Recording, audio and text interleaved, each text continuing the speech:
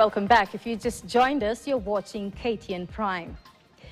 Now, in a deal set to earn Kenya's exchequer 244.5 billion Kenya shillings, the government has confirmed it is selling 15% of its Safaricom shareholding to Vodacom Group, a Pan-African telecommunications company, and intends to use the proceeds for infrastructural development. As Esther Diana now reports, the state has hailed the transaction, but critics have, however, termed the deal a rip-off.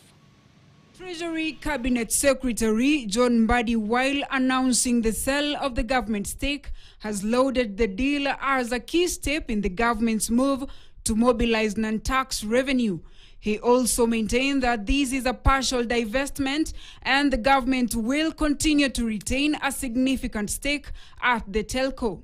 We are getting the resources to invest into what we call National Infrastructure Fund.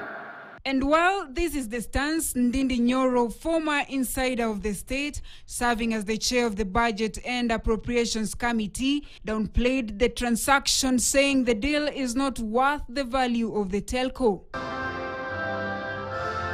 The sale will see Vodafone Kenya buy 6 billion ordinary shares at the price of 34 shillings per share, bringing the transaction cost to 204.3 billion shillings. The legislator argued that 34 shillings per share is lower than the 45 share price recorded by Safaricom in 2021, when it was valued at 1.8 trillion shillings. A shareholders' agreement stipulates even the protection of minorities.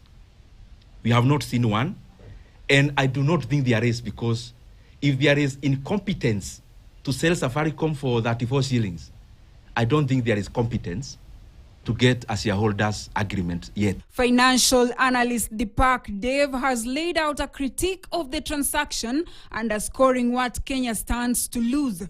According to the analyst, the deal is bad for Kenya's government, pegging it on the fact that the amount hardly closes any deficit gaps. The transaction also gives Vodafone full control of cash-generative subsidiary, opens up possibility of a very lucrative M-Pesa spin-off, and crystallizes a hard value for Safaricom should Vodafone ever want to spin off. The impact it will have is this: that where we are today, we don't have enough fiscal space to continue taking more debts.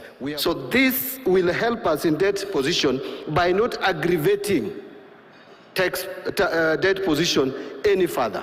The completion of the proposed transaction is subject to approval from governmental and regulatory authorities in Kenya, including the Kenyan Cabinet and the East African Community Competition Authority. But Kenyans need to be involved.